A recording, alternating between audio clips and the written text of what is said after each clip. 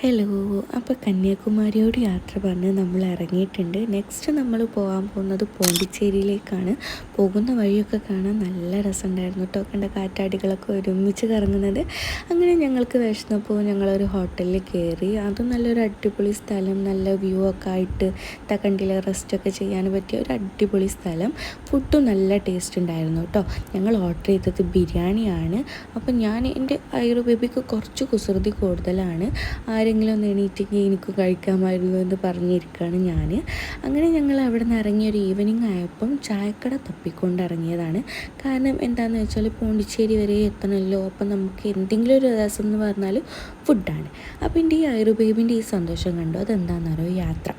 എവിടേക്കെങ്കിലും പോകാമെന്ന് പറഞ്ഞാൽ അവന് ഈ സന്തോഷമാണ്. അങ്ങനെ ഞാൻ പരിപ്പ് വടയും കോഫിയും പിന്നെ ഒരു ഐസ്ക്രീം ബാറും കഴിച്ചു. പിന്നെ ഞങ്ങൾ നൈറ്റ് അവിടെ എത്തി. അവിടുന്ന് ഫുഡ് കഴിച്ചു. അപ്പോൾ ഇത്രയേ ഉള്ളൂ. ബൈ.